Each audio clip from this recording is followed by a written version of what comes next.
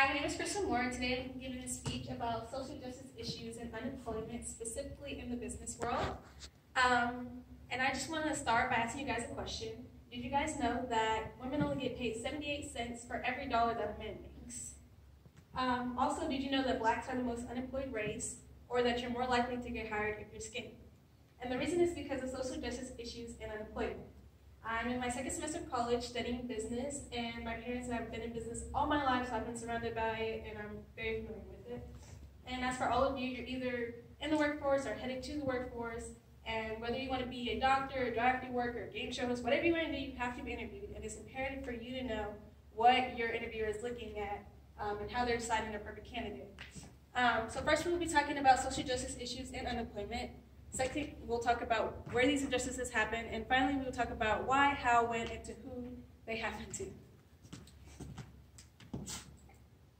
Okay, so what is it? What does any of this mean? Social justice is equality amongst all when it comes to wealth, rights, and law. And that is an issue we're having because we have equality amongst all, but we don't have equity amongst all. Equality says everybody gets the same thing, but equity says everybody gets what they need. So if you see a homeless person, they obviously need more than you because they're on the street, you're in a house, you have nice cover, you have a nice bed, and that's just a different playing field for you guys. Unemployment simply means you don't have a job. It's not for those people who are like on pregnant leave or vacation leave, that doesn't count. It's only for people who are seriously not getting a steady income. And so the idea of it all is the lack of work because of biases and presumptions. So employers tend to see what's on the outside and not take what's on the inside. So as soon as you walk into the interview, they already have their mindset about this candidate is going to be perfect for me or not, halfway based on what they see from me.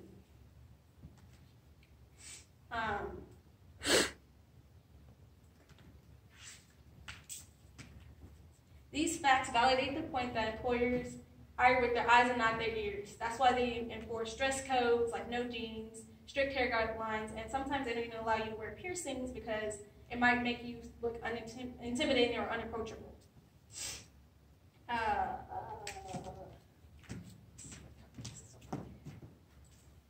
Okay, so where does this happen?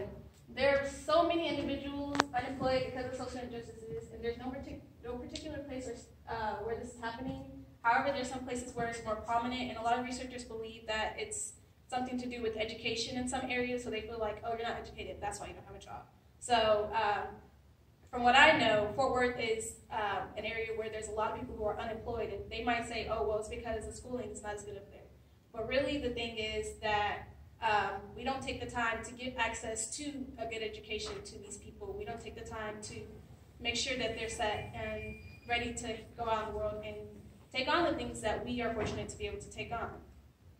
So despite the uncertainty in the region, there are some distinctions between race and gender and age unemployment as well.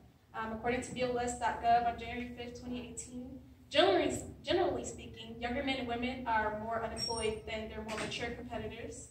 And some information from stlouisfeed.org on February 6, 2017 suggests that the average unemployment rates from January 2000 to December 2016 for blacks and Hispanics were substantially greater than those for either non-Hispanic whites or Asian.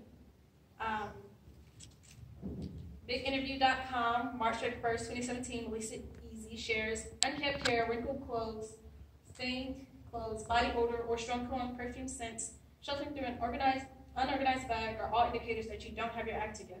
But who's to say someone who's wearing baggy sweats or worn flip-flops doesn't have a college education, work experience, or the qualifications to be your next employee? The employers do, and that's why it matters, because they have the power to say, you're good for me, you're not good for me, and that's the problem. Okay, so why or how?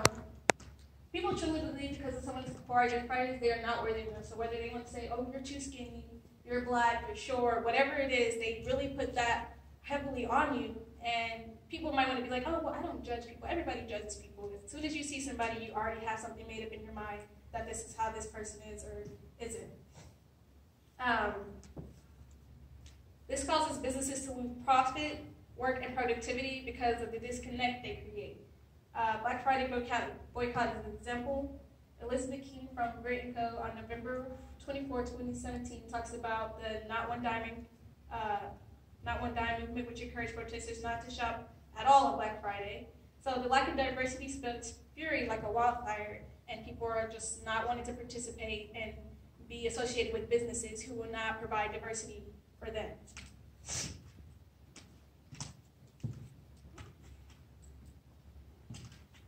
So these do happen over certain time ranges, like I said before, as soon as you meet somebody. So for these employers, as soon as you step in the interview, they already have their mindset. If you're not dressed a certain way, if you don't speak a certain way, if your hair is not a certain way. Some people believe braids are unprofessional, actually. And so it's all a matter of who you're dealing with and who you're presenting yourself in front of. So it kind of sucks, but you have to conform to what they want to see from you. So just remember, no matter who you are, how hard you try, your employer's eyes will always speak for their mouth. Today we've talked about social justice issues and unemployment, what it is, who, why, and when, and to who it happens. And bias is a widespread issue. Social justice issues are still occurring.